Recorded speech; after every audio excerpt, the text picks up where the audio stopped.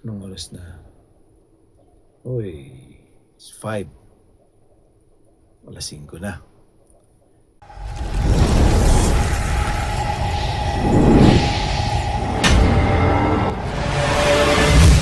Masarap mag-bicycle sa somewhere, Tansa. Punta ako doon. Gamitin natin yung bago kong mountain bike, mga ka-spring shots. At bago ako bisikleta.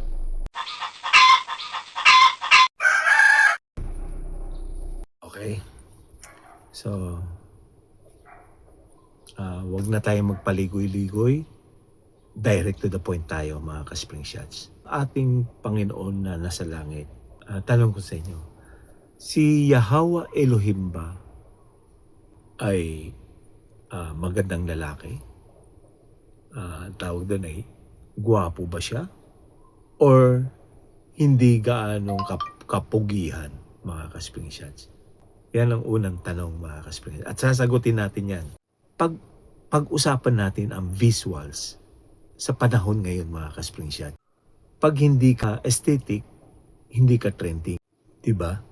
Pero alam nyo ba kung si Yahweh Elohim ay nag-audition para maging K-pop star or leading man para sa teleserye ngayon, baka di siya pumasa. Kasi naman tayo, pag nakakita tayo ng gwapo sa kalsada, nakakalimutan natin ang pupuntahan natin. Mapapahinto ka, mapapalingon.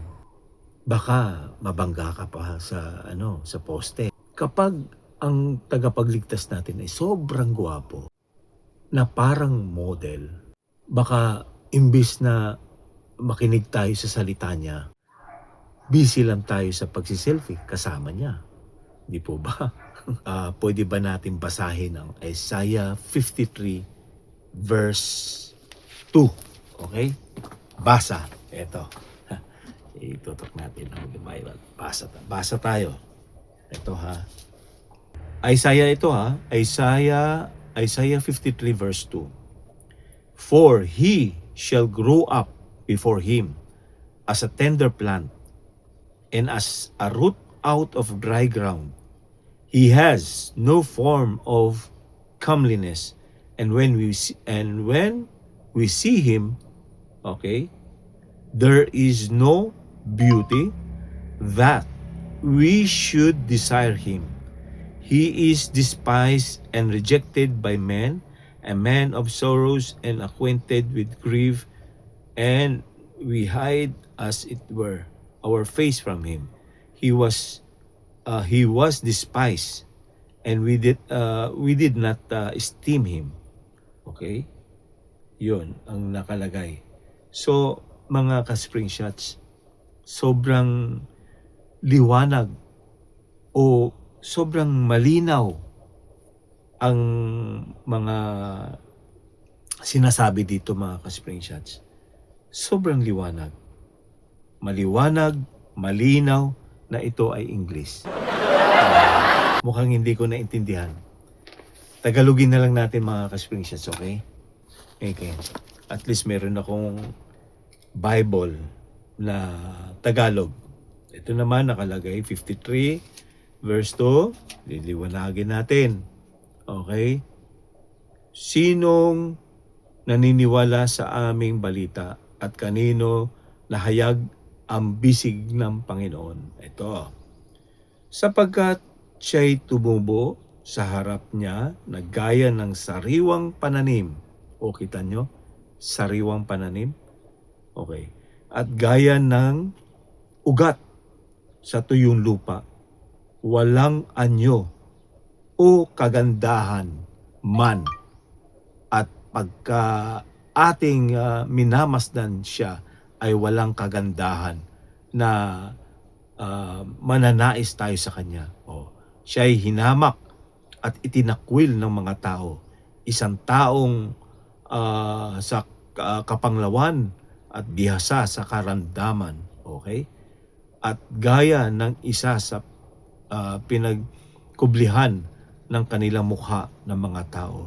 na siya'y hinamak na itinakwil ng mga tao, isang taong sa kapanglawan at bihasa sa karamdaman, at gaya ng isa sa pinagkublihan ng kanilang mukha ng mga tao na siya'y hinamak at hindi natin hinahalagahan siya.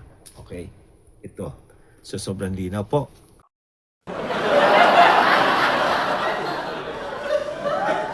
Ngayon mga ka-Spring Shots, ang tanong, bakit kailangan ordinaryo ang itsura ng ating Panginoon, Yahweh Elohim? Kasi ang mission niya ay hindi para sa mata, kundi para sa puso.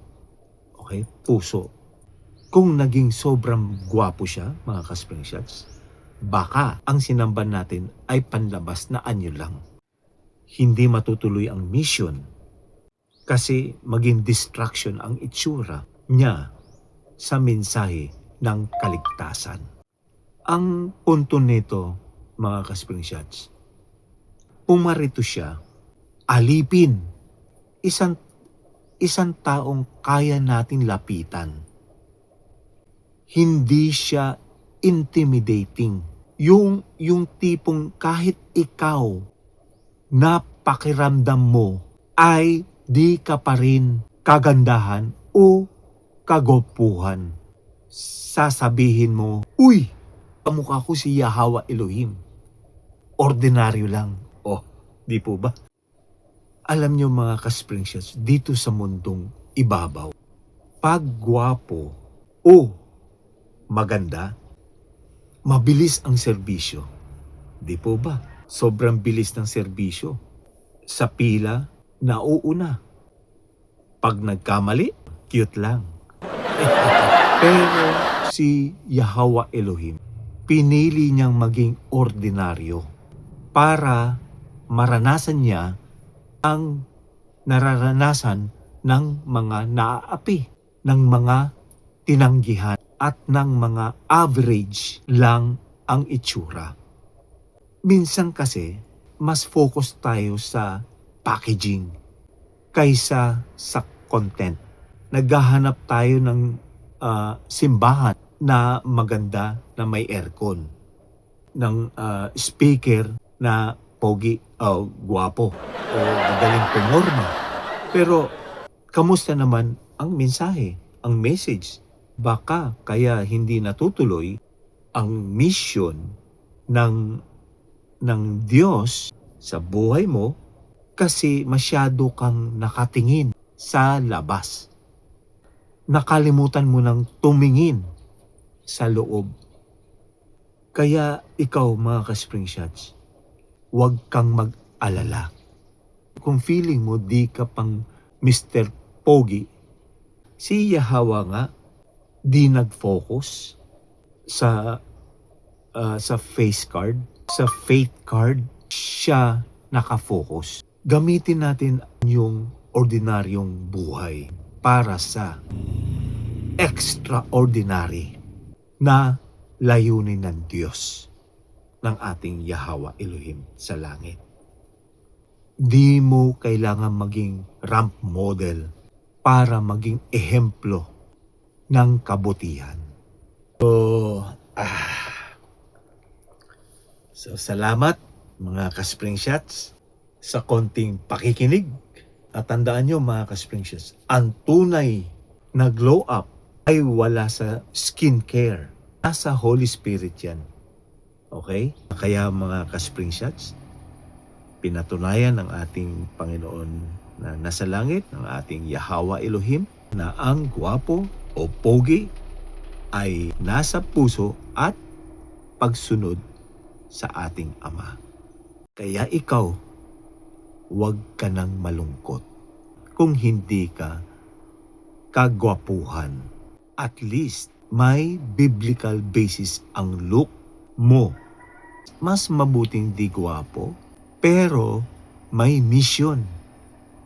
Kaysa naman sobrang gwapo, pero ang mission ay manakit ng damdamin sa iba. Agay. Grabe. Sobrang sakit. Okay mga ka-Springsides, bago tayo magtapos, ito may price ako. Magbibigay ako ng 7,000 or 7,000 pesos. Okay? I-comment nyo sa baba ang sagot. Huwag kayong mandadaya. Okay? Sure yan. Magbibigay ako ng 7,000. Okay? At kailangan may comment agad kayo sa akin. Okay? Sagutin nyo. Ito ang tanong ko. Okay?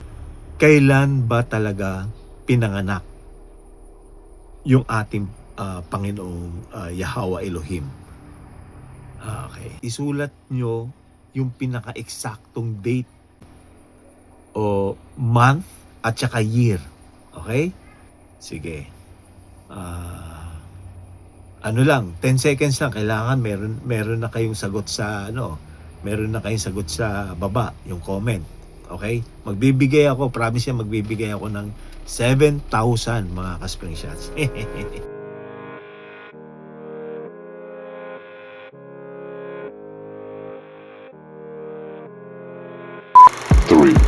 2, 1. So, eto. Walang sagot, walang nanalo, walang comment sa baba. So, sagutin ko na lang mga ka-Springsides. Okay? Maraming nagsasabi na December 25. Yung iba naman, Abril daw. Sabi ng mga scholars. Pero, para sa akin, mga ka-Springsides, ang pinakatamang sagot, okay? Ang pinakatamang sagot ay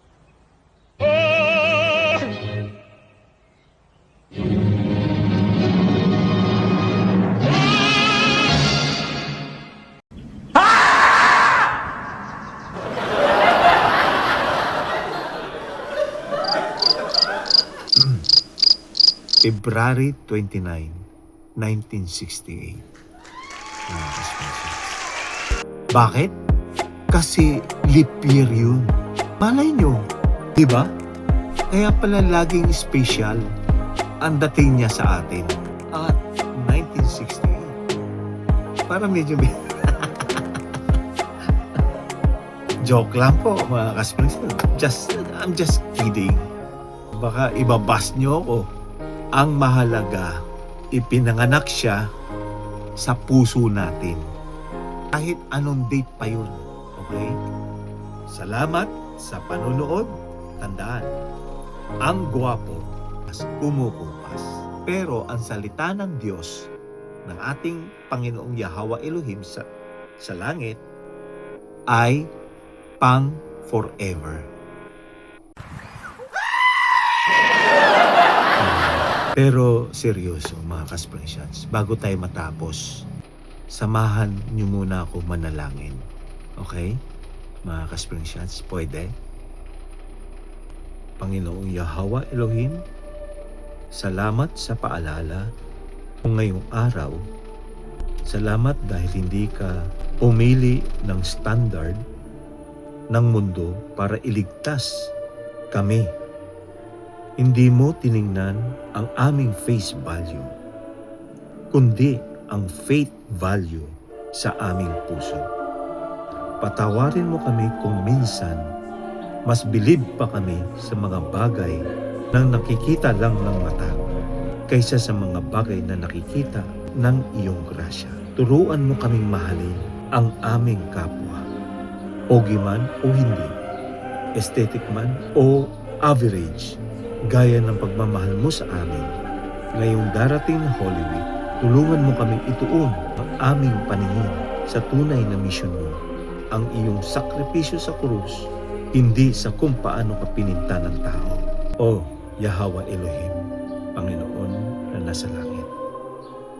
Gauto, kung February 29 ka pinanganak, pangako, maghahanda kami sa susunod na leap year. Pero mas mahalaga, ipinanganak ka sa aming buhay araw-araw. Sa pangalan ni Yahweh Elohim na nagmahal sa amin kahit filtered o hindi. Amen.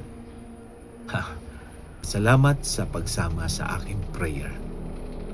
So, happy Holy Week mga ka-Springsides.